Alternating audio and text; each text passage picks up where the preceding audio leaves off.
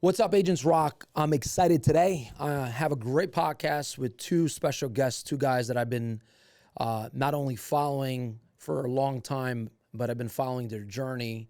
And these two guys are not only successful, but they're one of the biggest investors, biggest builders right now in the Union County, Morris County area, which they did in a very short period of time. Like what? Matter of what, 2 years? I know there was longer than that, but like in the last 2 years, you guys keep popping up everywhere, like all over Union County, specifically Scotch Plains. I think you guys kind of marked that territory for a while, but you guys build pretty much anywhere in New Jersey that makes sense. You're not only building for yourselves, but you're also building now on the retail side. Mm-hmm. And I know Matt doesn't want me to ask this question. Matt, how did you start? No, I'm kidding. Let's talk about where you guys are at right now. Like Matt, you're 25 years old. Hugo, you're pretty young too. Short, but young. Not as young. Well, you're young in real estate lingo. His birthday just passed. It did. Yeah, I know. I did a shout out post for him. But why don't you tell me where you guys are at right now? Because usually a lot of people will ask you, like, how did you start? This, that, and the other. Where are you at right now? Like, you guys not only build, but you guys have a bunch of units as well. Tell me what your business looks like right now at this moment, 2023. You want to? Okay, so let's see. Right now, we went from, again, I have to say a little bit about the past in order to talk about the present and then the future after. But the past was more so about building a foundation, no pun intended. Yeah. It was just like building that structure that the team can sit on. Right, because if you grow too fast, you eventually topple, right? And if you grow too slow, you become mediocre, right? So it's building a foundation where you can take the risk and take the proper measures in order to grow something bigger. So it started smaller by myself, then Hugo, then Alan, and then it kind of grew Alan's marketing. And then from there, it grew little by little by little. And again, I always stress we tackle one thing a quarter. We don't need to do everything. Mm-hmm. We don't need to be something we're not. We're do one thing. We're very good at it. We dominate this market. We're not looking to go out of Jersey. We're not looking to go into wherever. West Jersey, Northeast Jersey. That is what we do. That is what we know. That is what we're going to stay to doing. So from there, that mentality bred the next phase of business, which is now the corporate structure, I guess, to very put it simply, right? Corporate structure in a sense of, okay, now we have departments, right? Marketing, construction, acquisition, administrative, capital fund, dispositions, all this other stuff. And we tie it together by, divvying up leadership roles and making sure that people have a set of rules and responsibilities that they need to follow and how they work together. So now the company's very, very, very heavily focused not on financial success, rather personal growth and business development success. Mm-hmm. Like if we make money and if we do business and value the monetary thing, I'm not really interested in that anymore, because I know we have a product, we have a client, and we have a service that we provide that people are always going to want. Yeah. Now it's about building the structure within the company and valuing the successes of building the people within the company, valuing the successes of building the actual infrastructure of the company. You're scaling now. Yeah, correct. Now it's about, let's make this shit better, do it for more people. Cursing's allowed, by the way. Okay, all right, so let's make it better, and let's make it more sustainable, so that way we can, instead of building these houses in 7-8 months, let's do it in 6 months. Let's get more customer satisfaction. Yeah. So that's where we are now. And in the future, obviously, that's a mystery. Yeah. But so you figured that in order for you to scale, obviously you have to work on the business more so than you have to work in the business, right? Correct. And I assume that you've extracted yourself now from the business. I'm assuming that you're not at the job sites as often as you used to be in the very beginning. Today, you're probably in a more of a leadership role versus like an owner-operator role. Correct. But it's because my personality is very much like, I'll do it myself. I'll get it done in 30 seconds. I could forget about it. But it's very difficult when you're hiring and teaching people, because you have to force yourself to step away from it. Because I never want anybody, like I have this thing in my head where I don't want people to think that I'm above them because I'm with them. Like I've done what you do. Like I don't mind doing it. If I need to load up 80 pounds or 80 bags of concrete onto my truck, I'll do it. I don't care, right? But I have to learn to step away from that. How did you do that? Because, by the way, that's one of the hardest part for most entrepreneurs. Most entrepreneurs have that mindset, like, no one's going to do it better than me. I'd rather do it myself. And then you find yourself doing everything rather than delegating. Correct. And here's the reality. For the most part, you're never going to find someone that's going to replace you 100%. So we have to get comfortable with someone who can do your job at, say, 70%. Like, how, from a mindset standpoint, how did you overcome that big obstacle? Because it's a huge obstacle for a lot of people. So I did it everywhere except construction. So like I told you, there's departments now. So like Hugo leads acquisitions, dispositions, right? Alan leads marketing, right? I still am the head of construction, but I'm trying to step away from that. Tommy leads the property management and the rental division side, right? So I have basically fully detached myself from that. Construction is just my baby. Like, that is the product. That is the most important piece. And that is what everything ties together to, right? It's literally the middle of the whole chain, right? So marketing does a job the acquisition has to follow up on. Acquisition buys the home, then construction has to do it. Construction has to finish the product, or else the whole chain falls apart. Correct. So that is the one thing that I have to mainly focus on letting go of little by little. But that's just, it's literally just by forcing somebody to do it. And the biggest comment I get is that I tend to overload because there's like a million things going through my head at the same time. So I type really fast. So I'll do like I'll text a couple other people, and I'll go back to the construction manager, text, and within a 5-minute span, I give him like 20 things to do. He's like, hold the fuck up. Like, I didn't even get to the first thing, So it's like, it's that part, but I have to force myself. And we have talks about this all the time. He's like, Matt, you overwhelm me sometimes. I'm like, I get it, but I'm trying to make you the better person. Like I told you, personal development achievements, we value way more than monetary, right?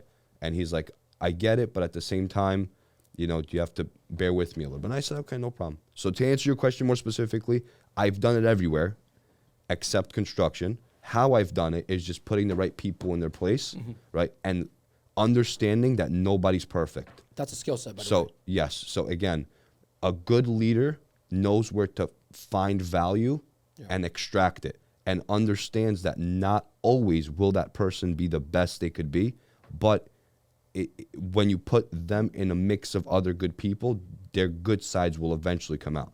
And always focus on it's bigger than me. So like if Alan disappears, what am I going to do for marketing? If Hugo disappears, what am I going to do for everything else? Right? Like it's always bigger than yourself. It's not just you. If you step away, it's not like, okay, well, I'm just going to wash my hands, retire, and go to bed. Right?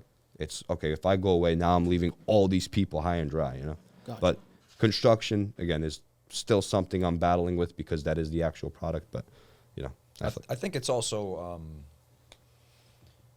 when you're trying to grow, and for the people that have that difficulty letting go and replacing the people in those positions, in order for them to go, they have to realize that they're hindering themselves, right? Because you're only going to grow to a certain extent by you doing it by yourself.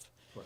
You can push as hard as you want, but there's only so many hours in a day, so much you can accomplish. So, but I think that Matt and I will both agree that if you as the individual are not ready to let go, you won't let go. Right. I think Matt and I had a conversation about this probably 4 years ago, something to that extent.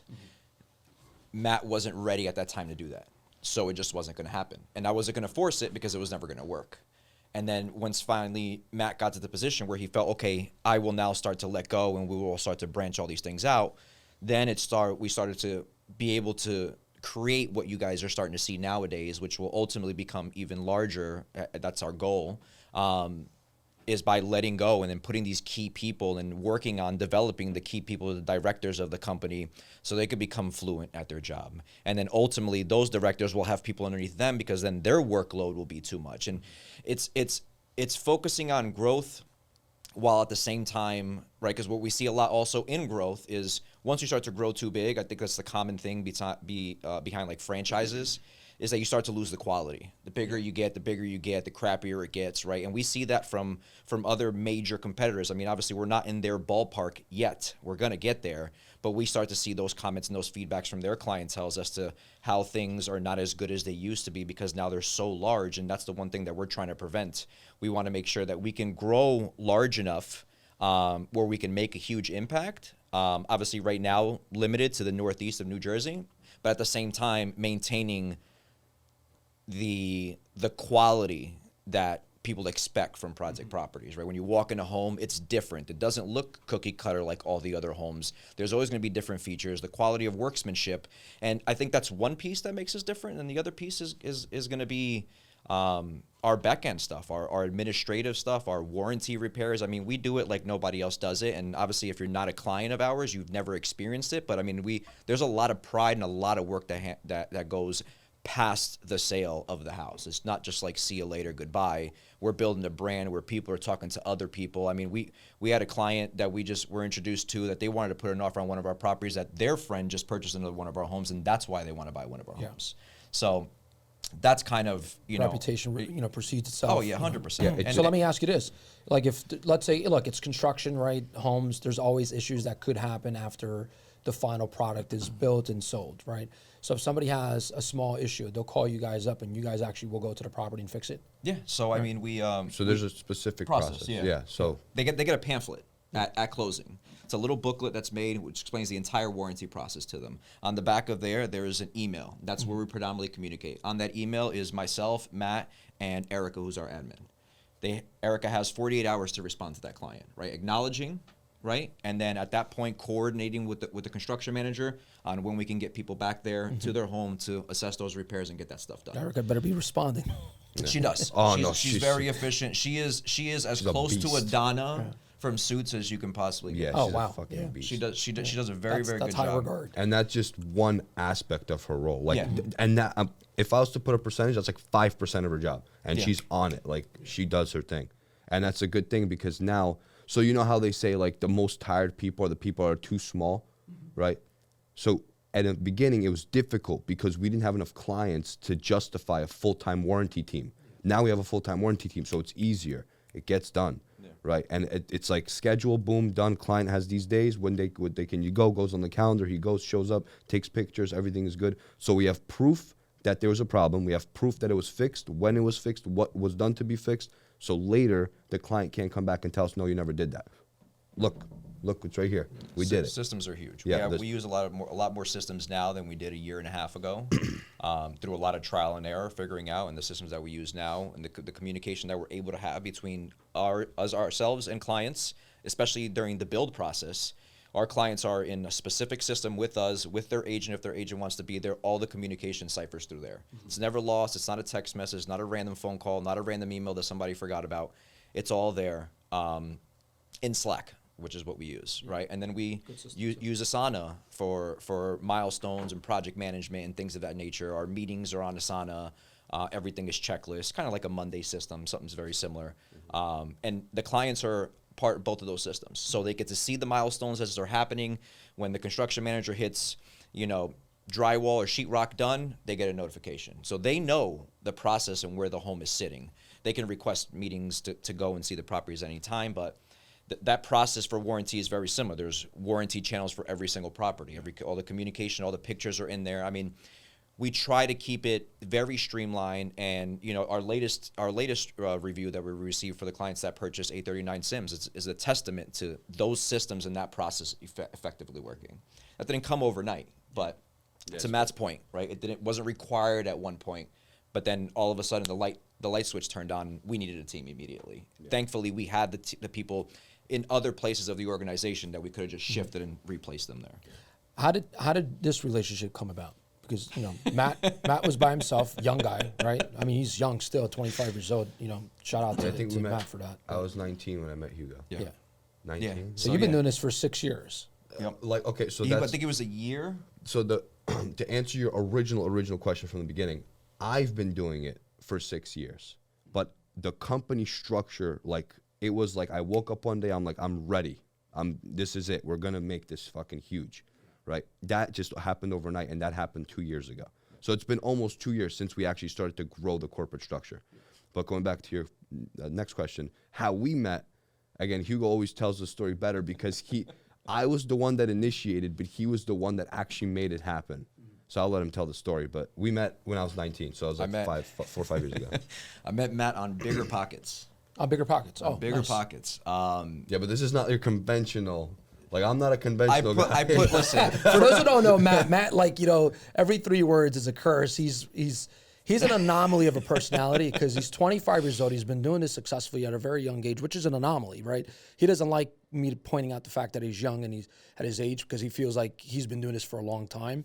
And age doesn't matter, but for a lot of people out there that are sitting and watching this, if you're 19, 25, 30, it doesn't matter, right? You should be inspired because the one constant message that him and I 100% agree on, it doesn't matter what age you are, it's just getting up and just doing it. Like he just said that, he said he's going to make it big. Well, think to yourself, make it big, like in your head, like just get up and put a plan together and just start acting on those actions, right? Put something, implement, execute. You know, that's what it comes down to. And I'm going to add to that. It could be so rudimentary, you're not even thinking about it. Set a goal of making your bed. Prove to yourself that you're able to do something. Go to the gym. Prove to yourself that you're able to get your ass in the gym. Little bits and pieces. Yeah. And then once you add those little things together, it really snowballs. Atomic Habits. Yeah, well, the little stuff. Make little goals. But yeah, tell the story. Go ahead. So yeah, I met Matt about 5 years ago. I met him on Bigger Pockets, and I remember I went on there because I was looking for some. I mean, I was kind of just getting started. I was already doing wholesaling. I was doing a couple of things. I had just got my real estate license maybe 9 months before that or so, and I had found this property, but I didn't know. Was this the Union property? Anything. No, this was not okay. the Union property. Wow. This was Madison Avenue in Scotch Plains. Yep. The blue one. Yep. So I was like, you know what? Let me reach out to somebody to help me. I forgot exactly what the question was on there. So I posted something on there, and of course, here comes Matt, and he replies. Now, his message was like, hey, let's connect. I'd be happy to team up.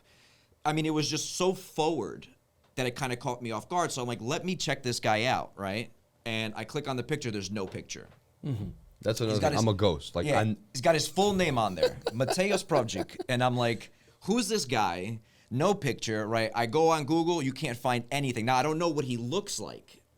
I was looking at his picture, but I didn't know it was him. So I finally meet him. Well, I don't actually. We don't interact because I'm like, who is this guy? He's trying to screw me over, right? I'm not going to meet this guy, right? And then I'm in the office one day, and another agent keeps talking about Matt. And I'm like, Matt? I'm like, what's the coincidence that, you know, within a couple of weeks, I hear Matt, and this guy Matt's reaching out to him. I'm like, hey, what's his last name? So he says Prawdzik. And I'm like, wait a minute. I think I might have been talking to this guy, right? So then I reached back out to him, and then we connected. I remember we went to that house. Man, that house was bad. That house was ugly. What was the conversation like? Like, you meet him for the first time. Obviously, you didn't just walk in the house. Like, you know, there had to have been like a 2, 3, 4, or 5 minute conversation. Sure, like, yeah. You know, it's funny because so and so was mentioning you, and I was kind of skeptical. What did that? No, I told him that. Yeah. I said, listen, like, I didn't know who you were. The guy with no picture, you know, and then the other agent was talking about him. That's why I told him, you know, I reached out to him, and then we just talked about the property. I mean, here's my due diligence that I did. Here's what I know. Here's what I don't know, and I just want to team up with somebody to get this done. You know, I want to do my first big project. Madison Scotch Plains. I remember the blue house. Yes. Yeah. And then we walked the property. He said, I think we could make it work. I was just finalizing all the contracts and things like that and trying to get past the oil tank and all the other jazz there. Yeah. And I feel like that's it, man. And then after that, it was just like straight shot, and we just never looked back. So that was your first project together. I remember that one like it was yesterday because I walked in there with you, and I actually thought it was a risky transaction at that time. I remember you said that if I sell it for that, you'll buy everything in Scotch Plains. You still get to buy everything in Scotch Plains. I can't buy everything in Scotch Plains. Yeah, but that's great. That. Yeah, a 19-year-old convinced you to buy it, and all of a sudden you go from one property. You guys do how many properties now? Like, you guys do tons of properties. Yeah, I think a couple of months ago, the largest load we had was 15 in one shot. And for the most part, ground up. Ground up for the most part. Yeah, ground up construction, which is not easy, guys. Like, there's huge waiting periods, especially in New Jersey. Sometimes it can take 4 or 5 months. Oh, forget about As it. they know, I could talk Cranford. about shit about so many towns, man. I'm waiting 5 months and counting in Montclair. 5 months Wow. for permits. Yeah. Like, I'm like, listen, people, I'm trying to build in your town. Yeah. Like, what are you doing? Like, get me through the finish line. But anyway. Yeah, It's- it is it's- crazy. Yeah, in New there's Jersey. definitely a lot of pieces to construction and flipping that people don't see, right? So, and you're right about it. It's a process, right? There's so much stuff that happens in the back end. So you buy this property with Matt on Madison and Scotch Plains. You guys end up selling it. You did very well in that project, right? Then what happens next? Like you guys obviously now, like we have to reinvest this money somewhere else. No, I mean, listen. So in our first transaction, I'll be frank, right? I mean, we bickered with each other a lot in the beginning. Yeah, I'm getting to know him. He's getting to know me. I have a certain personality. He has a certain personality. And I think after that sold, it was probably like a month or so where it was kind of very quiet until I think I found another one, and I was just like, this one. And it's kind of like we picked up where we left off. Like that month didn't happen, right? And to me, that was it was something that I wanted to do, but it felt natural. The fact that I hadn't talked to him in a few weeks, if not a month, and we kind of just picked off where we left off, and we're just like, okay, do this, and this, Yeah. right? During that time, I'm learning, right? Because he's already ahead of me for a year and some change, right? Probably even more because he was already learning from other individuals prior to actually starting on his own, right? So I'm learning, I'm going through all this, and then at some point, it was just like. It was like a snowball effect. It just didn't stop, right? It was like one after the other after the other. We were building Longfellow, and the neighbor next door made a joke one day to me that he would probably sell. So then, okay, so we bought that, and we built the 2 new Longfellows after that. And I don't know. I think and then after that, it was just about fine tuning and figuring out, what's the best course of action, what's the best way for us to continue to do business, and then ultimately we crossed that threshold of saying, hey, I think it's time to, because Alan came in. Alan didn't come in marketing. First, he came in for construction management, right? Helper, right? He was a helper. He was driving for dollars. I mean, he was doing every little piece to. Alan has the personality that he wants to fit in. He wants to kind of insert himself wherever he can help, right? Which was great at that time. And then we got to the point where, we made the decision like, okay, we're going to departmentalize everything. And that's when marketing came about. I mean, if you look at our marketing, I mean, Alan's come a long way and has done a great job. Yeah. Guy's a beast. Yeah, and he's always learning. Does he handle your Instagram and TikTok accounts Yeah. too? Well, not TikTok, but Instagram. Yeah, he does a great job. Oh my Shout God. out to Alan. I'll send you the first video, and you compare it to what now?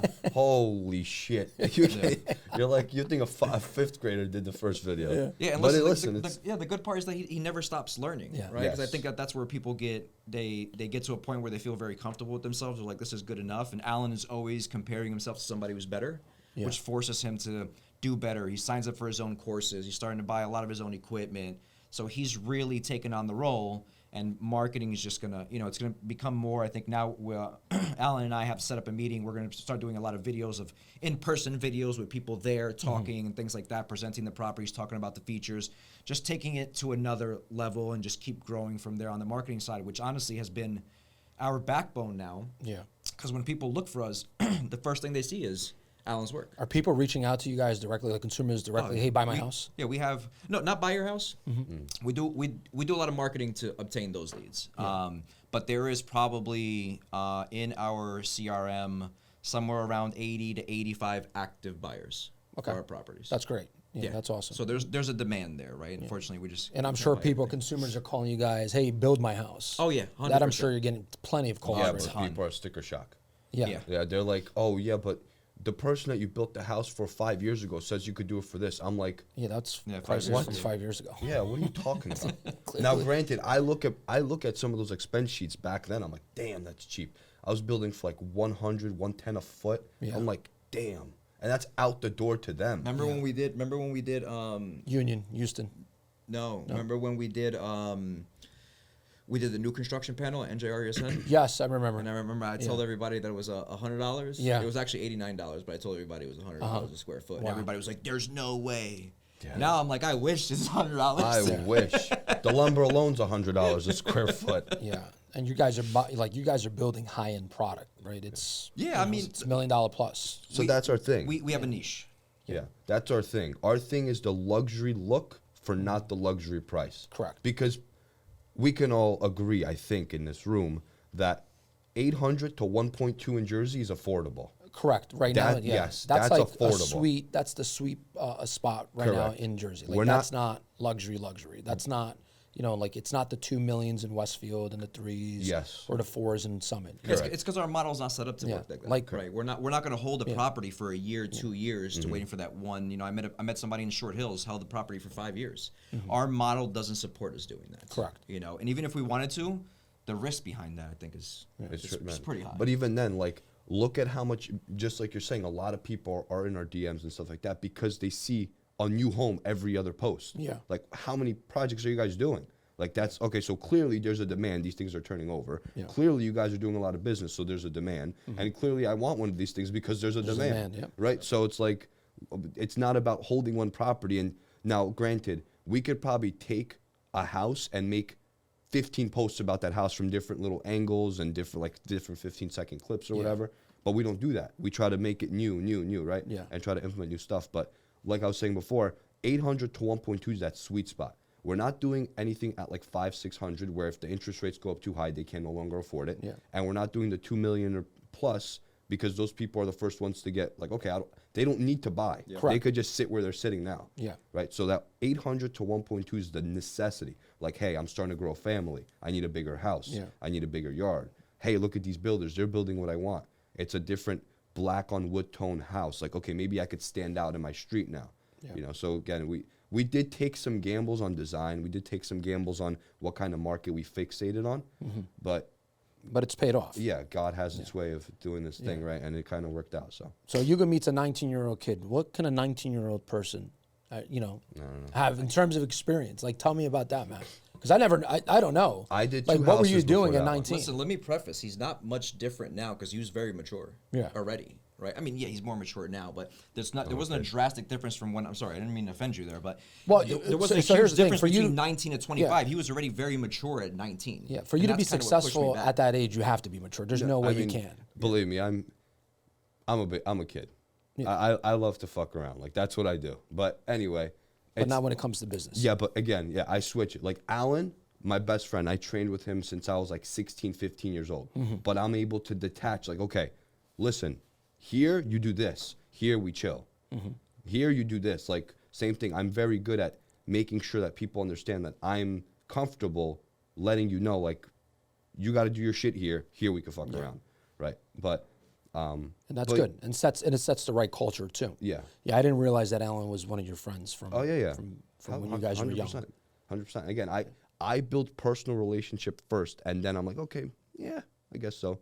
Same thing. Erica came from a back end friend, right? Same thing, friendship. But anyway, to your question, experience. Before that Madison house, I did 2 houses, but I'm the type of guy that I learned through experience. So I hate to give this advice to anybody, but a lot of the times I get a question about construction. Like, how do I know I'm getting the right thing done for the right price, the right guy, the right quality, the right timeline, whatever? I'm like, you literally just need to go, do it, get fucked, learn, not do it again. That's it. It's that simple. Yeah. And I have to agree with you. Like, construction is one of those things. You can read 100 books, you will not learn anything. You can read 100 articles, will not learn anything. You can listen to 100 podcasts, you will not learn anything. You need to apply by doing. And then once you do, you'll learn.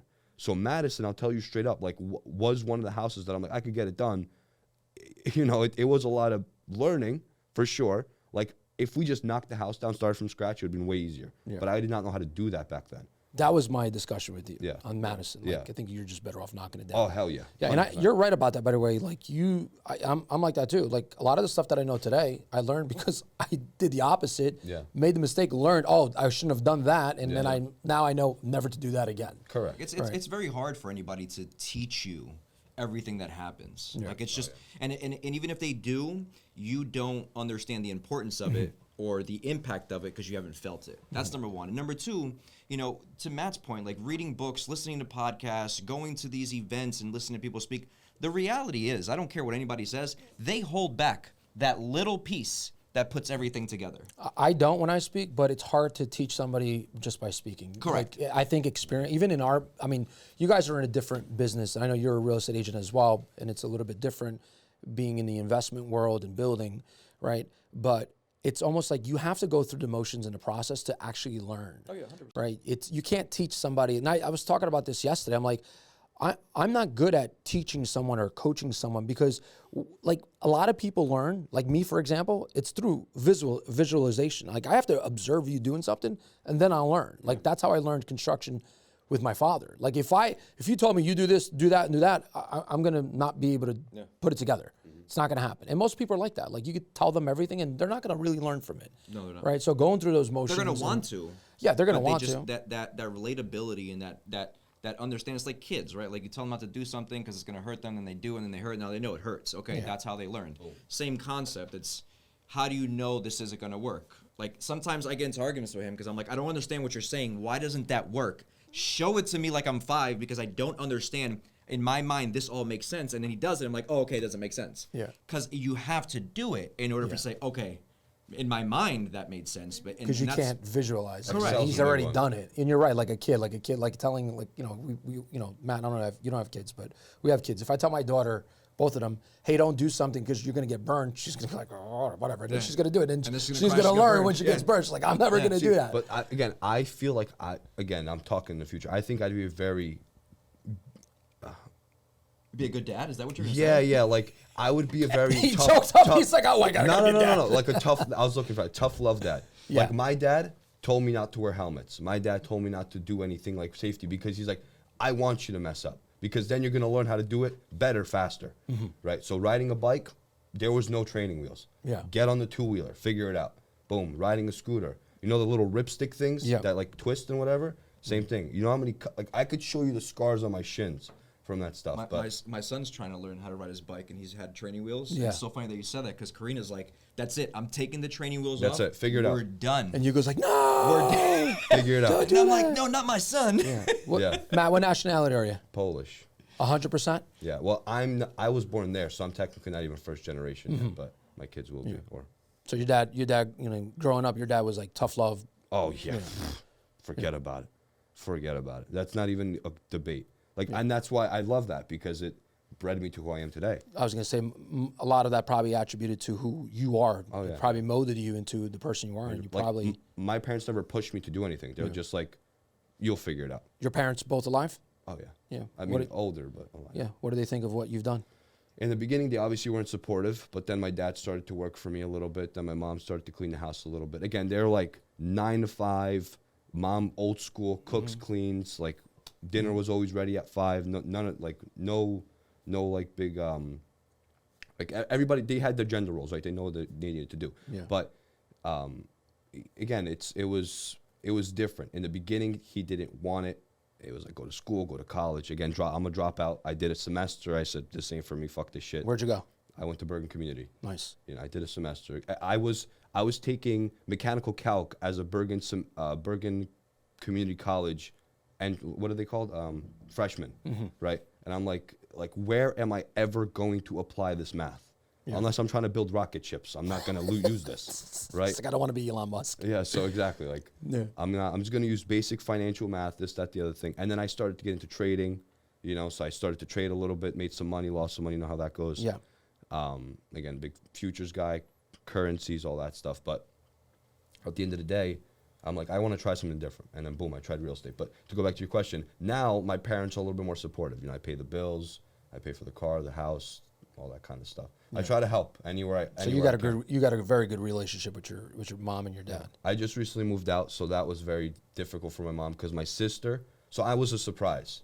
So my brother's 37, my sister's 35, I'm 25. So I was a surprise, the bad way. Yeah. Right. He was like, oops. Yeah. My parents are both almost 70. This is a nice way of saying your parents are almost 70. Yeah. Okay. So again, clear surprise. But anyway, I try to help anywhere I can, and I just recently moved out, and my sister left at the same time I did, the last 2 kids, and my mom's like crying and shit like that. But yeah. You're like, fine. Mom, I'm a millionaire. She'll get over it. Go. Yeah. I gotta go, Mom. Get over it. Stop being a pussy. Yeah. But anyway, again, that's the kind of relationship we have. It's not like, oh, let me coddle you. Figure it out. This is the real world. Yeah. But Anyway, Like how do they express the fact? Like obviously they know what kind of success, or maybe they don't. Like some parents don't know, right? Like, yeah, I don't disclose. I try not to say how much money I make, how much money this, how much that. Yeah. Like, you know, it's not about that. Yeah. At the end of the day, it's just dollar signs. Like at the face core value, everything disappears. The rentals, the money, the cars, the house, the relationships. Me as a person, can I build it back up? 100%. 100 million% believe so. Yeah. Right. It'll take a little bit, but I could do it. Yeah. I could figure it out. You know, maybe a different environment, different market. I got very lucky. Not gonna lie, I got stupid lucky, but I knew how to capitalize on the luck that made me to where I am today. Yeah. And I'm glad you say that, because I do think that sometimes, I wouldn't say luck, because I don't think you got lucky. I think the timing was right. Yeah. Right? Which again, that's lucky though. Yeah. That's a luck situation, you know. I think timing is everything in any type of market, whether it's real estate, stock market, it doesn't matter. I think timing and judging that timing, right? And maybe you didn't judge the timing. Maybe you're saying you got lucky because you got in at the right time and without realizing it was the right time. But that plays a big part. But understanding how to capitalize, That's which a you whole- did, that's a different skill set. Yeah, that's a skill. That's Yeah. not a luck. You know, so that is not luck, you know. So I don't want people to think like, you know, because you are both of you guys are extremely successful. Like you're not where you're at because you got lucky. You guys saw the opportunity, right? Put a plan in action, right? And you guys did it, right? Because you're all about doing. Baby steps. Yeah, baby steps. That's it. So tell me what's going on right now. Like you guys are obviously building new construction, right? But you also have rentals, right? Why the rentals? I mean, It's we the know balance- why, but why? Tell the audience like why. It's the balance sheet. A lot of builders fall flat on their face because they have no balance That's sheet. why. That's exactly where I was going with it. Your investors, again, I don't want to get too much into my own business, but your investors need to be protected. You need to be protected, saying, hey, listen, like this house sells or doesn't sell, you're protected because of the balance sheet. Yeah. Look at what we have on our books. Yeah, you're able to hedge because you guys have a bunch of units. Correct. How many units you guys have together? Almost 100. A little over 100, yeah. So over 100. Wow. Yeah. And that's the best hedge, especially in this type of market where, and I'm sure that not every deal has been a home run deal. Oh, no. Speaking from my experience, last right? year was Again, I can get into that. That's a whole hour and alone. last year was last year. Let's say that. Last year was shit. Like, let me tell you. But the portfolio, Yeah. the portfolio sustained. I mean, it kept us true to our investors, and that's why. Like, I mean, we don't see a lot of people building this year. And that's So when you say probably investors, so point. people can understand this, right? So you guys raise private money, right, from investors, and then you use that money to obviously acquire properties, do the construction, etc. Operate a business. Yeah. Operate your business. Do the business. Right, so people can get some understanding of how your business model works, which I think is great. And I think one of the biggest reasons why a lot of builders that are in the same position as you that don't do well and end up going out of business, which there are many out there every year, is because they weren't smart enough to understand that, hey guys, not every deal that we do we're going to make money. We need to understand that, but we need to keep on turning these things over, right? I Because preach that. Yeah, it's the machine that keeps oiling everything else, right? The marketing, It's the the revenue. units, right? It's That's a your top revenue. line. Yeah, it's a top line. You need to have units. Yeah, I mean, at the end of the day, it's like the tripod that's holding up that camera, right? It's real estate is not just one-legged, right? Because if you only focus on that one leg, if that one leg goes sour, the whole business goes sour, right? So you have the rental portfolio, you have the new construction or flip business, and then you also have the direct-to-client projects, right? All three of those sustain the business. If one is not working, the other two are, right? So at any point in time, last year I think was a great example, right? The homeowner projects and the rental portfolio sustained the company, while building costs went through the roof, and we're talking about projects that we're completing last year that we assessed 2 years prior to that. Our sheets were all over the place, right? We said lumber was going to cost this, and it cost me my own house, right? We said we budgeted $35,000 in lumber; it was $125,000, right? So you couldn't afford. I mean, you could have forecasted inflation. Would you have forecasted that crazy? No, you wouldn't, right? And it's still happening, right? I think drywall went up, insulation went up. Everything. It's still going up now. Yeah. So. Labor. Yeah, so you have to have that tripod setup or some variation of that where it's even as a real estate agent, right? When I said, okay, I have real estate, okay, well I also own a wholesaling sector, right? Which is, again, that's not directly with my real estate business, but if my real estate business in itself is is not performing, I have this that I have to rely on, and then I have this other thing to rely on. Other forms of income. 100%. Yeah. You know, I don't need 7. I need 3 that are effectively working. And could I use more? Yeah, but I'm gonna bank that my 2 are gonna sustain while 1 limps, and when all 3 of them are working, it's amazing. Tell me about when did you guys start focusing on rentals, and how did you get to 102? Because 102, that's Oh my God! that's Hold a on. good, How many years did it that's take? That's a good size number. I bought my first one. What was the big chunk? Was the year of Longfellow? Mm-hmm. Yeah, because we went from 2 to like 70. Wow. Yeah, it was fast. It was very fast. Yeah. How? Like what did you like? Was it a big apartment building or No. It was several multi-units? Several. It was several. But again, and then he's over exaggerating a little bit. It wasn't that crazy of a jump, but there was Not in a year. it was a little bit of time. But again, it's when you're doing it by yourself, you have to flip flop. I'm going to use real examples. 2018, we focus on building and renovations. 2019, we take the equity, we try to buy more rentals. 2020, we go back to building. Right now, COVID kind of jumbled everything up, but 2020 to 2021, big rental acquisition years, right? So I had to jumble back and forth. Now, because we have an infrastructure and a corporate structure, it's like we're going to push all this at the same time. Like little by, again, we're not looking at, everything is moving concurrently together, right?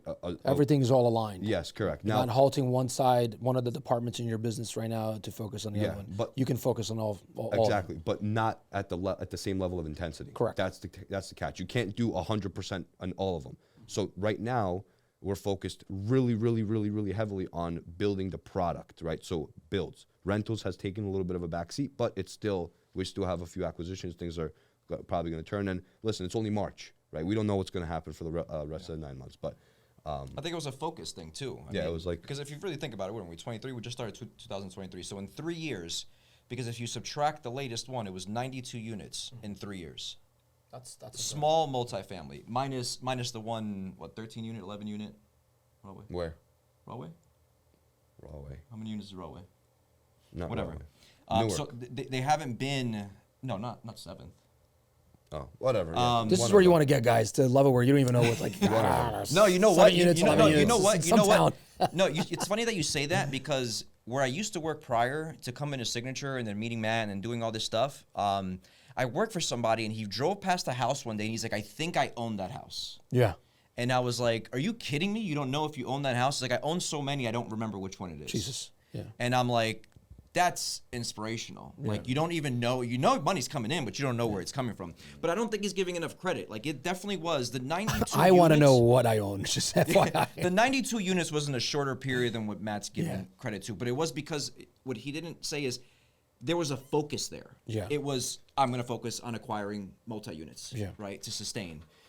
Now we're in a position that, it has taken back seats, and the 2 to 4 families are not necessarily the predominant focus, but if we find a 200-unit building that makes sense, then that's going to be the next step in that rental portfolio. Yeah.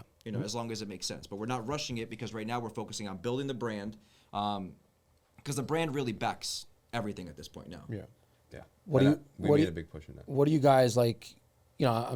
You guys are both visionaries, right? So you're like me. You're not thinking of, now. You're also thinking about the future. What are some of your goals, like in the next 5 to 10 years? Like so corporate goals, personal goals, what are we talking about? Everything. All right, so again, like Hugo said, baby stepping into commercial development. It's not going to overconsume the company name, right? It's not going to be. We are single family developers at heart. You're not shying away from that niche. That is your niche. That is what we do. That is 100% what we do. But that doesn't mean we can't open other divisions to start to do little things and start to see if we can make big strides into one division. Yeah. So the next division that we're going to be doing is commercial development. So when you say commercial development, what are you talking about? You talk about like multi-unit apartment buildings or correct. Like shopping plazas. So multi-unit. My goal is by the age of 30, so within 5 years, to beginning to end, meaning put together the deal, approve the deal, get the pilot for the deal or the abatement for the deal, build it, refi, get out of it, by 30, at least 30 units in a cluster, one cluster, right? So that's the goal. So little by little. I'm not talking about 200-unit buildings, 100-unit buildings, 50-unit buildings, little by little. Again, I have You want to start and we here, have all the time in the world. and then you can obviously scale that. Correct. If you want it to be like the next Vermella, Yeah. right? Because they all started Small. at some point Small, yeah. right? They didn't say, I want to build 400 units But in Garwood. that's a whole nother business. Like Different that is game. lobbying, bureaucracy. Like that's a whole nother thing. Yeah, You know, I've heard 100%. stories. So Yeah, you there's know, a lot of bureaucracy when it comes to building 300, 400, 500 units in a town. Yeah. Right. This is not like, and I've had this discussion with my best friend. He thinks it's as simple as we just got to do it. No, not in that. no. That's No, a it's a totally different different case. game plan. You have to have deep pockets, and there's a lot of people you have to sway before you get into that. oh hell yeah. Yeah, and it is the truth. And you know, I don't want to get too deep into this, but you know, it was a state mandate to build a lot of these apartment buildings for affordable housing, and the end result is it actually made housing in New Jersey in the last 3 years not affordable. Yeah, correct. Like exactly that's what it was for. For Like I don't everybody think else, people for everybody else. For everybody else. People don't Yes. understand that all these apartment buildings that are being built in a corridor of the Parkway, like they're being built all the way down to like Atlantic City. Like I think that's going to be a big problem in the next couple of years, to be honest with you. But this was by design. It was supposed to be to solve for affordable housing, right? Because a lot of towns, they make you build 10% to 20% of your units. It has to be under state regulations, DCA, Department of Consumer Affairs. And it was supposed to make housing affordable. Well, here's what happens, or what has happened, right? These apartment buildings have a lot of great amenities and rents are high, great. But, you know, Jose and Maria that own a 2-family across the street, well, they're saying, well, they're charging $2,800. I'm increasing my rents to $25. that's exactly They used what to be $1,500. Yep. So now, like, you're talking about almost appreciation of 100%. And guess what? Consumers have no other choice because everybody started doing the same thing. And now housing, I don't know what the number looks like, but very similar to Europe, it's consuming somewhere between 40 to 45% of your income. Sure. And that's not sustainable, Yeah. you know, unfortunately. Right? 'Cause So you go have- ahead.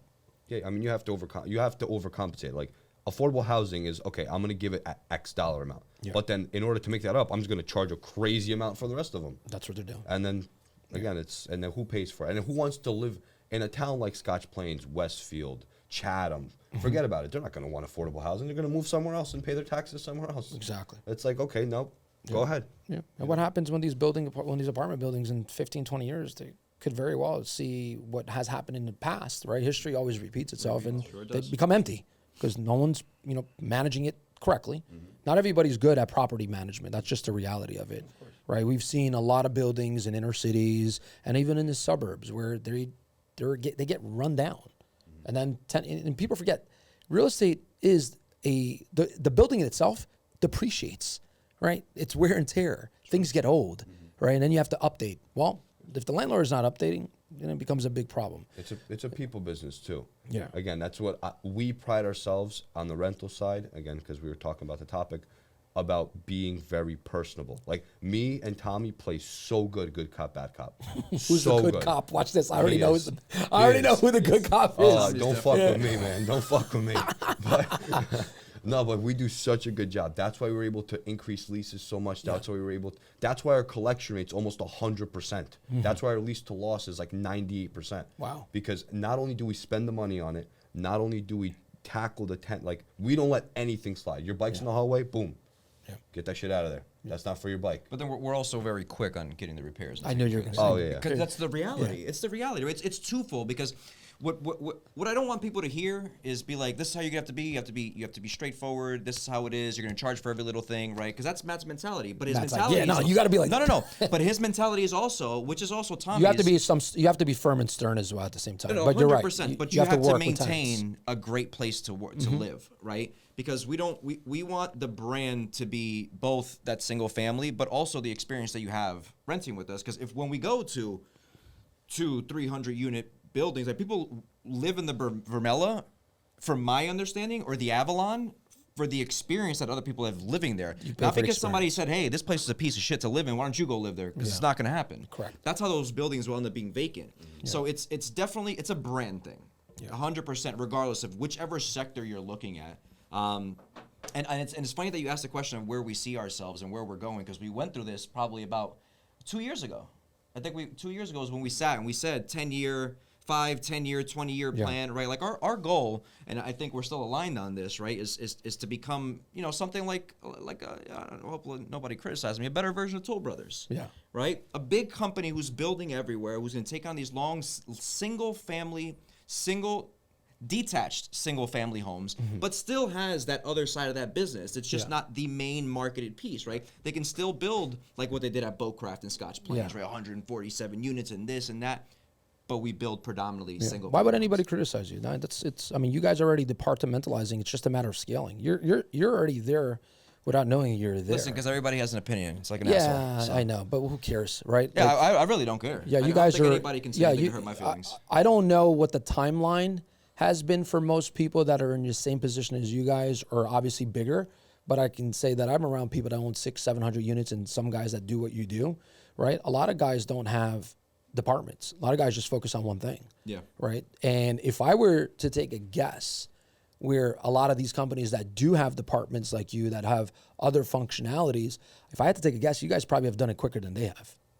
If I had to take a guess. It's not easy. But again, it's about how efficiently you do it. Yeah. It takes time too. I mean, besides hiring and departmentalizing everybody, it's the culture, it's the team. He focuses a lot on that, right? Because everybody has a different personality. Managing different personalities is a nightmare, right? If you don't know how to do it well, right? Finding people that work well together is a whole nother challenge, right? So it's going to take time. But I'll be very honest. If it was up to me, we would have been where we're at today 3 years ago. Yeah. He had to calm me down, right? Because I'm very like, this is it. Yeah. And Matt's like, hold on. Yeah. Right? And then I get all frustrated, right? Then I start to sound like Squirtle. Because I get all animated. That's the reality, though, because that's how I am, right? I'm like, I see it, let's go. And Matt's like, hold on. Let me just double check. And that double checking may take 6 months, may take a year, may take 2 years, and that's taught me patience and how to say, okay, well, it's not just me on this roller coaster, on this ride together. I have to understand.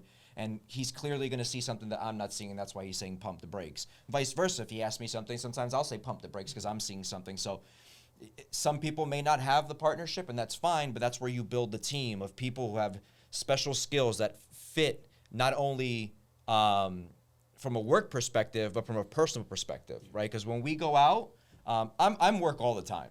Like, he definitely turns it off. I'm like, I started work, and it's like 10 o'clock. I'm still working. We're out at, where are we going now? We're going to escape room. We're going to escape room. I'll probably be at work during the escape room. Like, I'll have work mentality on. Yeah. You do this, you do that, you go here, you go there. I have seen Matt out, by the way. Huh? Oh, I know. He definitely turns it off.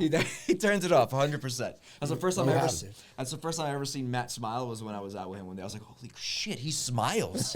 Holy crap. But he said it before. He knows how to detach himself. He knows when he knows how to read a room. Like he's good at that, and you have to be for health balance. Yep. Like, you have to understand like when to shut it off.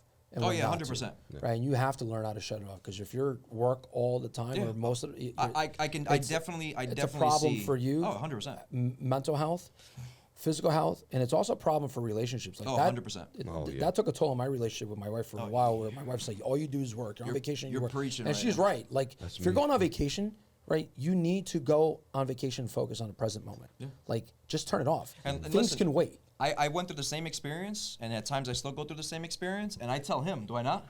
Mm-hmm. I'm like, listen, man, there's going to come a time in your life that you're going to have to learn how to shut that shit off, because it's not going to work. Yeah. And if you would have asked me that 5 years ago, I'd be like, no, fuck, I work all the time. Yeah. But then you have those experiences where you're like, oh, shit, I have a family too, right? And then you have to focus on there. So there's a lot to this, and I'm grateful that I have somebody like Matt where we balance off each other. And honestly, I'm not that much older than him. I am, shit. No, he's young. I am. I'm that much older than him, right? Yeah. But I sometimes I sit there and I'm like, people think he's 40. People that follow him, they'll ask me, hey man, I see you follow that guy Matt. I see you comment. It's obviously you know him. How old is he? 40 something? I'm like, I was like, I don't think he's even 25 yet. Like, I'll let you take a guess. And they're like, no, you got the wrong guy. It's not. No, like, you got the wrong guy. I'm like, you talking about this guy right here? He goes, yeah. He's like, I don't think he's even 25. They're like, but he's been doing it for a while. And I tell him, he's got a different vision. He's, older up here where it counts. He's older. Yeah. Mm-hmm. Right? Yeah. Matt makes fun of me. He says I'm going to die pretty soon. Yeah. It feels like I'm that old. No, I don't say that. Don't say that. Okay. How many guys you got working for you, by the way? How many people? Shit. Okay, not subs included.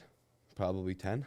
Wow. How many subs do you guys have consistently working for you? And that's a hard Every single sub. problem for you, right, Matt? Because Yeah. it's not easy to keep your subs with you the entire time. Yeah, but they know that the work, like we adjust, like we can very well accommodate to their schedule, but it's also there's certain guys that they're small enough where they don't work fast enough to get jobs done quick enough. Gotcha. You know, which is a double-edged sword, right? You want it done quick, but sometimes too quick doesn't gain you anything, and too slow makes you lose, right? So having like a fine line of, okay, if I can time everything perfectly with this guy and I know how he works and how many guys he has and how long it takes, then I could space everything out accordingly, right? But it's very difficult to keep everybody always working on your stuff. Now, they're coming clusters, right? So 3 or 4 at a time. He knows he has to go one to another. But it's the same subs for the most part. Wow, that's good. So it's the same subs, right? So it's a combination of, right? Because in the beginning when I first joined, I'm like, no, if it's not like this, then get rid of him. And he's like, no, right? Yeah. And it's a combination of, to his point, right? You have to work with them, right? They have to feel to a certain extent like they're part of the team, but they're not part of the team because they run their own business. Yeah. So you have to treat them with respect, right? Which And is you gotta something that give them I had independence. to learn, and you have to give them independence because they do work for other people, right? They're not directly contracted only to us, but it's the same guys all the time. So when people ask, well, how do you get those prices? Because we've built a team of subs that we've used for the past 6-7 years. They know the work is there. They're going to give us the best possible price because they understand our business model. And there was at one point where Matt sat every contractor down and explained how we analyze deals. Obviously everybody breaks things down differently in terms of pricing. The painter doesn't price on a price per square foot, right? He measures and does wall height and all this other jazz and how much trim you have. For us, it's cost per square foot. So we know it's this cost per square foot, and then we explain to him how does that work out to his number, and how does it make sense? And then we just simply ask, can we align ourselves to a number, right? Because I have to do the financials behind the project. Well, I can't do that when their number is always changing, right? So if we can't feed off of each other, if we're not putting food on each other's plate all the time, and since we've taken the time to explain that to them, these guys are, they're pretty loyal to us, right? Have we lost people? Yeah, I think at some point we just get to a point that, to his point, either they can't keep up with us or maybe we need additional assistance, right? Like a masonry was one thing for us where we needed 2 masons at one time. Ultimately resulted in we really only needed our original one. He just needed to work faster because we saw the value in that. I think so. Yeah, and he only does our stuff now. Yeah, but he he's a only does our 2-man stuff. crew. Yeah, he's a 2-man crew. That's it. But we he brought in works. somebody else who could do it faster, and it was a shit show. Yeah. Because he was doing it faster, but he was at every house we had cutting to go back corners. to. We had to go back to every house, and it's like at this point now that we've learned to acquire the acquisitions projects and the new constructions on a more, we look at our timelines. We say let's never cluster these together ever again, where we have 3 or 4 properties that we need masonry or electrical or that sub on that house all at the same time. Yeah. Now you can do that the best you try. It will never work. And for some odd reason, we always end up buying all the houses all at the same time, all over again. I mean, we just went through it right now between Pinehurst and Myrtle, and I'm like, okay, we're going to buy this one here, this one here, this one here, and all of a sudden they all want to close at the same time. And it's like, so now at this point, like we've learned, what's the one that's going to be the quickest to start? It's going to be this one. So let's get the permits for this, let's start the background stuff for this, and then we'll go this one, this will be the last one. So we create some space for ourselves. But in terms of the subs, I mean, I think every sub. Yeah, I mean, they've been around. So, and again, some get swapped out, but So logistically, you have this down to a science already because you know all the guys. You kind of should see understand my their Excel timeline. sheets. Yeah, oh boy, Excel sheets. I know what I build for to the millipenny Really? every single week. Yeah. Wow. So Yesterday, I updated it yesterday. Oh, you did yesterday? 166.11, $166.11. That's cost. As of yesterday. So what happens on a weekly basis, either him or Erica or a combination will go and they'll upload all the payments, and then we have an auto adjust sheet on every project, and it'll auto adjust the numbers every time they input the receipts, and then I just it takes go to the the beginning, average, and then the average and then I go subtracts look. future price. Like I'm telling you, like So I'm not because we did that because I was pricing out jobs to get done. But the pricing was wrong because we weren't calculating and looking at it all the time. So I was budgeting at $125 a foot when we were already at $157 a square foot. So I'm budgeting, saying this deal makes sense. We're buying it, and then we're doing it. It doesn't make sense. Well, why doesn't it make sense? Because the numbers were wrong the whole time. Yeah, but that was also COVID times. Like I mean, you could blink and the construction cost changed. Yeah. So now we it's starting adjusted. to come down. But the good thing is that anything we bought in the past and then we're just starting to build now, we're making money every day that we wait to build it because costs keep dropping. Yeah. Which is decent. You know, you obviously kind of give and take as you the mortgages and shit you pay. But again, something that was bad, like COVID and the inflation of the costs that we couldn't keep up with, turned out to be a good thing. Now we have this system in place that it's so easy for me to say, what are we building for that much? Matt, what was the moment in your life in the last 3 years that you said, shit, this is successful? Oh, I don't want to cry. That was recent. That was recent. Yeah. That You was might recent. cry. That was I recent. read Happy Sexy Millionaire. You know that book? You ever see it? It's like a black and white cover. In the book, he said, and again, this guy's mega more successful than I am, but he's 24, but he also took a different industry. He's 24, 25 in the book, I think he was saying. Him and his partner, again, out of London, built the biggest social media company that they eventually sold.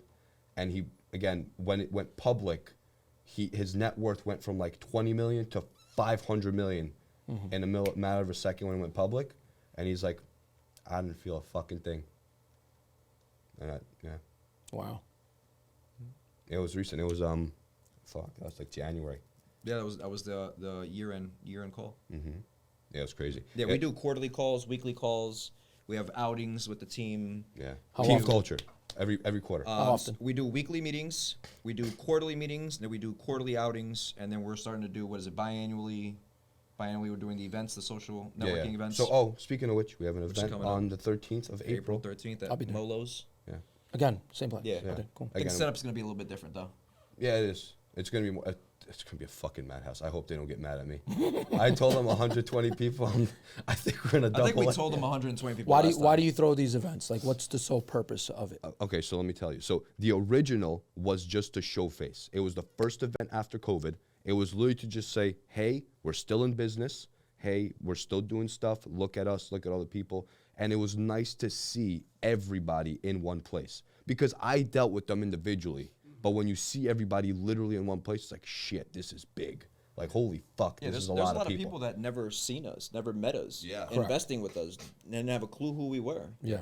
So it was good to actually put a face to the name and introduce ourselves and have that conversation. We were able to show how the team was already growing because at that time we already had the majority of the team all together already. Yeah. There's certain pieces that, like, Erica just came aboard. Like, Erica literally 1 month in, like, just came aboard. There were certain things that were putting pieces together, but that was that time. And she organized that whole event. Yeah. Pretty much. Yeah. She I was 1 there. It month was a in. great event. Yeah. Liked it. Yeah. She was great. But this time, it's the same thing. Show face, again. It's free. Nobody pays. Again, we want to make sure that Well, you guys We pay. Yeah, we pay. I was like, nobody Somebody pays. pays. We pay. Joe's like, wait, man, somebody But- pays. But it's nice. It's a good time to have. We co-sponsor it with ABL, which is our lender, and it's a good time. This time, it's a little bit of both. Exposure, letting people know we're in business, what we do, yada yada, what we've grown to, and all this stuff. But now we're making a huge push to gaining outside rental clients, managing rentals for others, because we've built such a strong Oh, so infrastructure. you want to get into the property management space? So we already had. So Tommy runs the property management role. Yeah. So he does that But for he other. only You guys do manages- it for other people. So he only manages our rental portfolio. Correct. Now we're going to monetize that section of the business by going outside also. Smart. Yeah, again, it's not Prawdzik Properties is now a property manager. It's like, hey, we're starting a new division. We're going to make it Again, just run. another sector. No, So you're creating branches of certain branches that you already Yes. have in your company, Correct. which is really, really good. yeah, because we've built such a strong infrastructure, strong team, strong process, strong systems that we know that we could probably intake another 200 units Yeah. and we'll be fine. So you have the infrastructure for Correct. scalability, which is really good. which is this event. Our push is that. Now it's not going to be something that I'm going to walk in and say, "Hey, listen, rent." No, like it's going to come up in conversation. Yeah. You know, you tell somebody, they tell somebody. Next thing you know, 50 people down the line of telling somebody, "Oh yeah, I have 5 units that I want to outsource." Boom, there we go. That 5 units just paid for the whole event. Yeah. You know, And, so and Tommy set up for that because Tommy already has Tyler. He already has somebody that works with him already to help with the current rental portfolio. So it's set up really well. Tommy and Tyler work very well together. They have a lot of passion and care for not only the clients but the buildings themselves. They have everything that's needed to be a perfect fit for that role. And they've done a great job here. they could do it for somebody else. You know, because that's the other thing. A lot of people don't want to buy rentals because they don't want to deal with the headaches. Yeah. It's true. They really don't. I don't have and, one And piece of honestly, rental. if you're scared of paying the 8 to 10% to a property manager, then you're concerned on the wrong thing. You're looking at the dollar in front of your foot instead of the dollar in front of you. No, that's the beauty about real estate, right? You know, you can there's so many niches you can carve out. Like I don't own rental properties. I have one. Like my thing is fix and flip. I like it. Yeah. When you do the compound interest, it makes a lot of sense, especially if you're making the kind of money I make, right? And if you're doing 6-8 flips a year like I do, it makes a lot of sense. But it makes a lot of sense to be an apartment owner, right? If you own a couple hundred units, But it just doesn't make you know, sense for you. That's the key. Exactly. It's you. Because I don't have the patience for tenants because I've done that. I was 24 with 12, 13, 2 family houses in Newark and Elizabeth, and it became a grind during '07 to collect rents, right? And it comes to a point where it's like, look, by law, you're limited as to what you can do. Sure.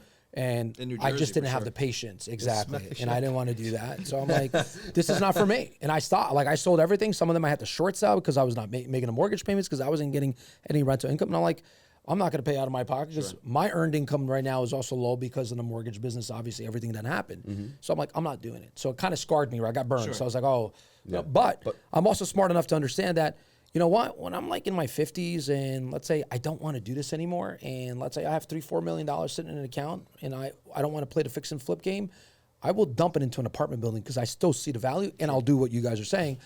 Here's a property management company. You go figure this out. Just send me a check. Yep. Right? And that's again, like I was saying in the very beginning of this podcast, the most people that we target are the tired landlords. If you don't own up to my number, and everybody can say their own thing, 30 and under, you don't have a business, you don't have a structure, you're just doing it for yourself, and that's where it becomes a headache.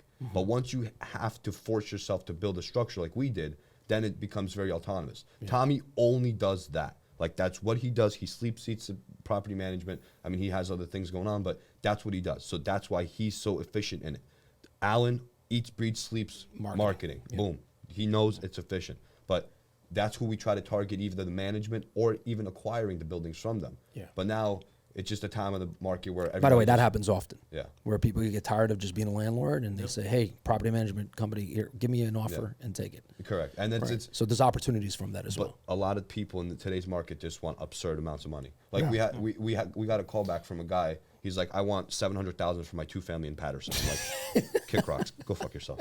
So it's like, again, it's like people are still on their high horse, or they're just saying that sarcastically, right? Yeah. But that's the goal. The goal of this event, going back to the original question. I'm glad you said that. What do you think of the market right now? Where do you think it's going to head? Like, what do you think, if you had to predict it, nobody has a crystal ball, but everything's speculative.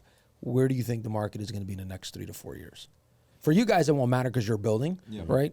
Like that's your focal point. So if you're buying houses today at 400 and knocking them down or 500, the numbers are always going to make sense for you guys in the future anyway, right? So I get asked this question a lot, but I answer it twofold. A, general market, I think that it's just, there is no inventory. There's literally nothing. Like in my town that I live in, there's 3 houses for sale. What town do you live in? Richfield Park. Oh, okay. Again, it's like nothing. There's no houses on the market, right? And I'm like, what the hell? That's crazy. Crazy. But anyway, generally speaking, I don't think their prices are going to go much anywhere. Rates will go up, but people, what they keep doing, and it pisses me the fuck off, is they keep fixating on COVID as normal. COVID was not normal. It's an anomaly. Yeah. It's an anomaly. Think about interest rates before COVID, before 216, right? Like 6, 5, 7%. That's okay, generally speaking. If you look at the curve, it's like at its all-time low still, but you're never gonna, like 2%, that's free money. That's legitimately free money. That's artificial, right? Yeah. That was put in place so people could spend money. I was talking to Melissa today about that. So so generally speaking, I think we'll be fine. I think Jersey's a good market. I think there's no inventory. Us, specifically to the company, we don't feel a thing. Our houses sell. They sell for over asking. They sell all the time. There's clients always ready to buy. Because you have a good product and you have a buyer, buyer list. So the only catch, and me and Hugo have been experiencing this now, is that appraisers will fuck you. They will purposely not use certain comps to get the property value lower. It's either 2 homes under appraised in 2 weeks. Wow. Yeah. It's It's either happening. Yeah, $100,000 it's happening. It's either A, the bank is forcing them to appraise it lower. It's always A. It's exactly what you just said. The bank Again, will. and then forget about it. If you try to push back, boom, that's it. Oh, I hit him. I literally took a course on how to challenge an appraisal, challenge them with every single point that they missed, and they were just like, "Yeah, we're fine." So Yeah, it doesn't matter. So They two don't need to houses. change. But she's also locked in at a 4.6 rate because I give her a 360-day lock. First time I've ever heard about it in my life. That's Bank of On new America construction? On new construction. Yeah, I used to work for Bank of America 08. Bank of and America. We did 1 year locks. And obviously Only now new rates construction. That was the rates exception. being over at 7. Of course they're not going to. I'm like Sandra. Listen, with all due respect to the bank, they probably don't want to fund this thing. Yeah. Who wants to fund that deal? They're I'm gonna like lose so. money, yeah. But I agree with Matt 100%. I think that once everybody stops thinking that COVID was normal, Yeah. they'll realize that we're just back in the same trajectory we were prior to COVID. Yeah. Rates, pricing, everything the same. Yeah, well, pricing has to come down a little bit to be in that same trajectory, which, it's just out of hand. In some markets, not all markets. Yeah, no, listen. We're still seeing some people experience 50,000 over asking, 70,000 over asking. You know, but in certain cases, it's slowed down. It's not as crazy as it was when we were seeing $300,000 over asking, Yeah. 400,000. I mean, that was absurd. Speaking of which, Montclair is crazy. You look at that stuff. They sell for like 700 over. Yeah, that's always been a thing there. I'm like, what the fuck? Yeah, since 2004 when I got into real estate, specifically Upper Montclair. Yeah. It's always been normal where they list something at 1.1 and it sells at 1.4. Well, like Yeah, 2 see, I don't know. million. Never had a Is that normal? Is that normal, It's or would only- you agree that the agent's just doing a bad job of initially pricing the house? I'm just going to put that out there because if you know that it's going to sell normal for to that market. It's always been like that. In Upper Montclair, But we've seen it's a ton an of anomaly. homes. We've seen a ton of homes that they've all list for 700,000, even after the other one just sold for 1.3 right next door. They'll sell it for they'll list it for 700,000. It'll sell for 1.2, and they're like, "Oh my God, look at this great job I just did." Yeah, No, look- you didn't. look at this. What are you talking Look at about? Your this. comp next door sold for 1.3. You That I actually did a don't agree. shitty job. Yeah, that I don't agree. I agree on listing it where it's supposed to be listed at. Yes. And then, and I have seen many properties in Montclair. I've lent to a friend of mine 2 years ago, and we were going to list at 1.1, and he got a 1.3 offer, right? But it was a 1.1 house. Well, listen, we got They one waived coming up. the 6 appraisal. Oakcroft. Yeah. Let me know. We got Where? brand new construction. 6 Oakcroft. It's gonna be a beauty. Where's that at? Flood zone, though. It's in Montclair. Did you even know Oh. It's Montclair in a flood had zone. Nobody cares about a flood zone. Yeah, I've known very, very It's small. like it's like Oh. They don't care. We're gonna price it at what the market is supposed to be at 1.35. What I realized during COVID, people don't even care about flood zones. Prior to COVID, it was hard to sell properties in flood zones. Today, they're like, flood zone? What's the insurance? 3,200? Okay. yeah, what the hell? Yeah. I, I mean, made listen- that last night, playing blackjack. Good for you. I mean, listen. On a new construction, they shouldn't pay $3,200 because you don't do a basement. So $800,000, maybe $1,200 a year. But in certain cases, especially in this one, it was that it flooded one time because of some infrastructure in their sewer system. Yeah. So now they've repaired it in along all the floods, but because it's flooded at one point, that is what it is, right? Yeah. And you're experiencing that for years to come, that you're going to pay that deductible. But $800 isn't too bad. And on new Not in construction, Montclair. it's way lower because you're building to Correct. the new code. Yeah. So it's like nothing. It's Yeah, really and you kind guys of- have such a great product. I mean, most of your properties probably sell over asking anyway, like you mentioned before. I would say probably all of them, right? I mean, It's Well- appraisal next. The next thing So- is appraisal now. I didn't even think this was ever going to be a problem, but now it's really like imminent. I mean, like in your face that it is. yeah. I mean, back to Matt's point when we talked about the niche market, like we don't try to kill people on prices. Yeah. Like we really don't. We really try to stick to that affordable concept, right? Like we want to build something nice. We want people to have pride in their home, really enjoy what they got at a reasonable price. That's why I got a call from a listing agent not that long ago, and she's like, "What are you guys going to sell that house for?" I said, 1.35, and they're like, "Why not more?" And I'm like, Yeah, I got the same response. "Why more?" I had people guess like, yeah, 1.8 at least. I'm like, Because what they're the fuck you thinking talking they're about? thinking about what it's going to sell for, and I think people or agents rather don't know how to distinguish the two. Yeah. Right, what it's going to sell for and what you can list a property for is completely different. Right, it's working right now because this is the market we're in, and it's probably going to be the market that we're going to be in for quite some time because of this, lack of supply.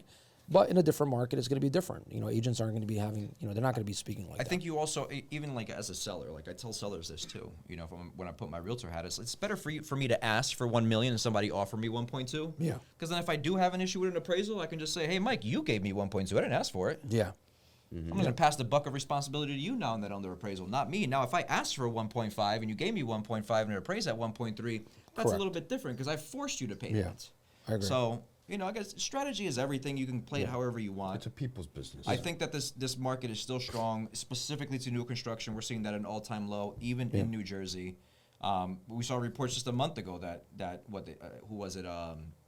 who had 60%, DH Horton had 60% cancellation on their new construction project Yeah. or something to that extent. Yeah. And I told Matt, I'm like, we're not feeling that. Like we're feeling like calls. Like we have 60, 70 calls. Like when's another house? Give me another house. What do you have in this? Nothing. Like there's not enough to Location buy. matters too. Yeah, we're getting calls, but again, it's good thing we have the multiple legs like Hugo was talking about, because on the acquisition side of people wanting to sell their home, it's like bone dry. Yeah, right now. It's compared fucking to last bone year. dry. This quarter one of this year, we've probably gotten 2 inquiries. Three, Wow. yeah, 2, 3 max. But Yeah. build like the building sector, forget about it. It's exploded. It's exploded. It's But like last year so was many people. different. It was like every time we would send out a mailer or marketing, it was 2 or 3 calls.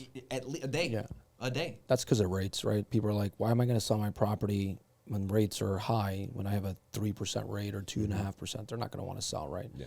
You know, and they're like, yeah, I can get a lot more for my property, but then I'm going to also pay a lot more pay for another more. property. Oh, yeah. I would rather just do the construction. I think that's what the mindset of a lot of people people call us do. with that. They're like, hey, do I sell my house? Do I build on my house? Do I just buy a whole new house? Like, what's the best? I just had a call with somebody yesterday. Great person, lives in a new construction, just doesn't fit for her anymore. Yeah. Now she's potentially going to want to sell that one, buy one of ours, as long as we can find something that fits her. You know, it's just you take them as they come. You know, the amount of relationships and clientele that we've built through this is absurd. And it's not when I talk to them, they're just saying we try to create Prawdzik as a one-stop shop. Yeah. Right. We can handle everything for you guys. Yeah. Because we can. Yeah. You know, I think that makes it a lot easier in a conversation perspective with a lot of these clients, and we're very honest. Like we've legitimately, if I think it's a bad idea, I was telling them the other day, I was having a conversation with a seller. They're like, you know, maybe we just give it to you for free, and then we'll just split the profits. And I said, listen, while I'll take a house for free, the reality is that we may assess that these will be the profits, but what about if they're not? What about if they're less? Because something else was more expensive than what we expected, which happens all the time in construction. Now you're going to end up questioning us, and I'd rather you not do that. I'd rather you just take your money, and then if you want to reinvest it back passively with a solid return, by all means, because that's guaranteed, and I'll explain to you how it's backed. But splitting that, I don't want to ruin our relationship that we have right now because you have this expectation. Yeah, you don't want to give a person an opportunity to You don't want to tarnish. turn a non-business person into a business person. Yeah. And I also tell them, like, listen, we care too much about our brand for you to have a bad experience, and it's not that you'll feel bad a year from now, but within that first month, you'll tell how many people you possibly can, which in essence will hurt our but brand. on the opposite side of that spectrum, you can bend over backwards for certain people. No matter what the fuck you do, they'll always be like, no, Doesn't no, matter. no. Yeah, we've had that. It's like, Yeah. it's crazy. damn if you do, damn if you don't. Yeah. Right? So, but it's a people's business, so you just got to do what you got to do, right? You just got to show up. So, gents, I mean, the growth over the course of the last couple of years has obviously been extremely, extremely impressive, you know, and it's admirable, like without question, you know. I'll start with you, Hugo. What, like, if somebody was out there right now watching you guys that had the same aspirations as both of you, what would be the one key takeaway for them that you want to give? Just get up and do it. No, I'm kidding. No, I mean, at the end of the day, that's what it boils down to. It really does, though. It really does, because a lot of people focus on, let me learn, let me read, let me watch, let me attend as much as possible, right? Because they're like, I got to learn everything before I get started. Just get started. They become consumers rather than producers. Yeah. Well, it's analysis paralysis. Yep, analysis Right? paralysis, yeah. And I suffered from that. Like for a long time, I was like, no, I need to learn everything, and that's why I made that comment before. Where you go somewhere to get education, they always leave out that one little piece that ties everything together. Because no matter how many places I went, how many events I went to, how many seminars, I was like, why does none of this make sense? Because I was missing that one little piece, but nobody wants to disclose that to you. Yeah. So For $4.99. Slashing it today, $3.97. If you buy it in 10 hours. Yeah. But and that's the reality. But that's the truth, right? So you really just have to step out and get uncomfortable. Yeah. You know, find somebody. You should be willing to learn as you go, to be honest with you. 100%. I bought my first property and I fixed and flipped it without knowing nothing. Yeah. I mean, listen, there's a couple of agents that flip, and I'm sure that they didn't come from a background of flipping, and they just started doing, and they learned. And I get calls from them every once in a while. What do you do with this? What do you do with this? And they're learning, and I'm okay spending time. It's very difficult when somebody's where do I start? Like, holy shit, That's dude, a whole nother conversation. Like, people that actually give effort, I don't mind helping. But if you come to me with the most arbitrary bullshit question, like, where'd you get started? How do I do marketing? I'm like, don't even waste my time. Don't even waste my time. Get away from me. Yeah, like, come on. Because it's so minuscule that it shows the zero effort that you put forth, and you just want to be handed everything. And it's not that there's a problem with handing you information, because at some point somebody handed me information, but it was because I was searching. Because you were seeking and I for the was info. Going. Yeah. You know, I tell people all the time, like, how'd you market? I used to put 60,000 miles a year on my Audi. People don't believe me. My wife will attest to it. 60,000 miles a year. I used to drive for dollars all the time, trying to find deals. Yeah. I didn't remember know you what doing I that was at going to Scotch do Plains. with the deal, but I was looking for deals, because if my deal made sense, No everything matter else what. would work out. Yeah, no matter what, it works out. He's still mad at me probably about Union. That's why I laughed when you brought up Union. You didn't bring that deal to him? No, I didn't. Because we didn't know each other yet. We didn't know each other yet. We didn't know each other yet. Somebody made a lot of money in that deal. Oh, hell yeah. Yeah. Yeah, so I every mean, end. listen, it was, but I did it, right? And it was like, how do you drive for dollars? But what You I'm saying, get in the like, fucking car. you know, like, what's the message you want people to walk away today? Like, you know, like, I want them to walk away with this message. Like, what is the that? message is that if you're passionate about something, Okay, you go first. I I'm, got to go. I'm sorry, I didn't mean to cut you off. If you're passionate about something, take the first step in initiative and do it. And if you fail, it's okay. Yeah. It's okay. I did it, and I was married with kids. I used to tell them all the time how terrified I was, because it wasn't just for me I was fighting. I was fighting to put food on the table. Yeah. So if I messed up, it was on everybody. But especially if you're young, and even if you're not, it doesn't matter. If you have a partner who's supportive, that even helps even more. But just take the initiative and take the first step. If you fall, if you trip, just get up. It's not the end of the world. You take that experience as a learning and you move forward. Now you know what not to do. Yeah, we just had a team of, again, every Monday morning we start the week off as a team. It's mandatory team, like a get together at the office. We just got over the. Your office is in Linden, by the way? Linden, correct. So, again, it's nothing like this, right? This is way bigger, but it's like a little, it does its job. Yeah, no, I drive by that office all the time. I That's don't right live on too far Northwood, from it. Yeah. So, so we just got this last week or the week before, I forgot. The only mistakes you can learn from are the ones you survive. So as long as you don't make a mistake too big where you're literally out of business, you will always learn from it. Correct. So that's not my advice. My advice is always, if you're just starting, always go into your first deal or into deals expecting to lose money. Because if you lose, there's nothing wrong. If you win, you made out. If you break even, you made out. But the most important thing is that you learned. And it goes back to the first thing I said. If you learn and you survive and you're not dead, because that's the absolute worst thing that can happen, then you can learn from it. And then you could just go from there. That's a great message. I love that one. Yeah. Go into it not expecting to make money and learning. And there is a price to learning. Yeah, boom. Yes. Like I And if paid you my do tuitions. win, great. Yeah. Yeah. Expect the worst, pray for the best, because then at that point you're never upset. Yeah. Exactly. Correct. Yeah. No I think people expectations. just have to, like, for me, for like newbie investors or anybody who wants to get in construction. My dad owns a construction company for many, many years. Obviously, you know that. But I tell people all the time, just go find the smallest house you can find that doesn't need too much work, right? And just go buy it. Just go buy it. If you make money, great. If you don't, great. So what? Learn from Yeah, it. you learn. Learn the process. Like, understand the process. I think that's where people get hung up on. 100%. Right? You know, I bought my first property, didn't know nothing. My dad was a contractor. I relied on him on a lot of stuff, but like everybody else, right? Sometimes logistics, right? Timeline, all that, it doesn't align. And I had to figure out things on my own. And I, as a human being, the way I operate, when my back is against the wall, that's when I operate at my best. Oh, yeah, 100%. And I think most human beings are like that. Yeah, there is no option B. Option A. That you make option A work. If you don't make option A work, Sink or swim. yeah, that's Sink or it. swim. I'm same way, 100%. Yeah. All right, guys, gents, I appreciate you guys coming on board. I know you guys have a lot to do. You have a business to run. I appreciate it. Peace out, guys. Deuces.